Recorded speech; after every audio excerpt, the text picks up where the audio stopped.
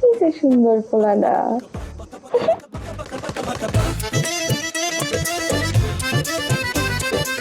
তুমি যে আমার, ওগো তুমি যে আমার,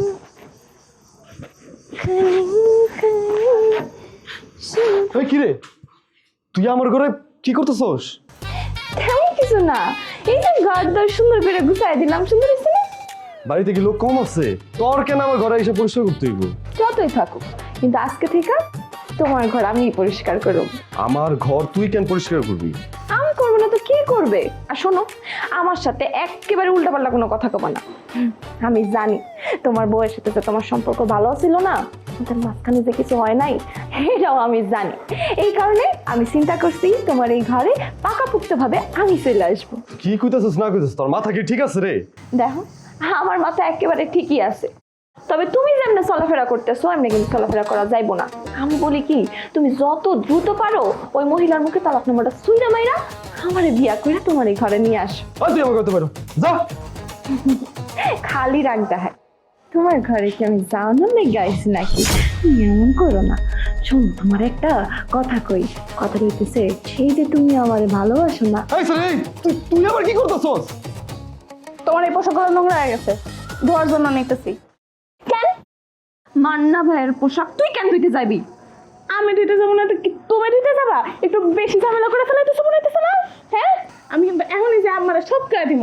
আমি কার পোশাক ধুই না ধুই এটা কি তোমার এত কি? হ্যাঁ, এই মাইয়া, এই বাড়িতে এত মানুষের নোংরা জামা কাপড় থাকতে তোর মান্না ভাইয়ের পোশাকে কেন ধুইতে হইব? আমার কত, তুই একটা কাজ কর, তুই আরবদুল্লাহ ভাইয়ের কাপড় চোপড়গুলো ধুয়ে দিয়ে যা। হ্যাঁ এটা মানে ভাই, তুমি কিছু করবে না? আমি কি কমু? তখন দুইজনের কোনো কিছুই তো আমি বুঝতে পারতাছি না। এক কাজ করো, তোমার কিচ্ছু বুঝতে হইব না, যা বোঝানির আমি বুঝাইতাছি। এই ভালোই ভালো এই কাপড়গুলা রাইখা এই ঘর থেকে বাইরে, নইলে কিন্তু থাপড়ে একদম দাঁত আমি ফালাই দিমু। এই তুই সাহস তো কম না, তুই আমারে থাপ্পড় দিবি আর আমি কি দাঁড়াতে থাপ্পড় খাবো? আমি তোরে দুইটা ঘুষি দিয়ে দিমু, কই দিলাম। কি? তুই আমার ছোট বোন হইয়া আমারে তুই থাপড়াইতে চাস? তোর এত বড় সাহস? তুমি সাহসে দেখছো কি? হ্যাঁ, তুমি বড় বোন হয়ে যদি ছোট বোনের খবর পুরাইতে পারো তাহলে আমি তো তোমার দুইটা ঘুষি দিতেই পারি। হ্যাঁ, দেখি সরো সরো সরো। দেখি মানে ভাইয়া, তোমার জামাটা নোংরা হয়ে গেছে, দেখি দাও, খুলে দাও। কি করছ কি? হ্যাঁ, বেগানা পুরুষের গায়ে হাত দেস, কত বড় সাহস তোর? জামাটা ধোয়া পুরো নোংরা হয়ে গেছে, দেখি বললাম খুলে দাও। আচ্ছা, তোর পাপ নামে যদি আমি না ছুটাইছি, কাপড় দে, কাপড় দে। দিবি না মানে আমি দুধ দেখতে নেই, মাইরেই ফেলাবো। আম্মা,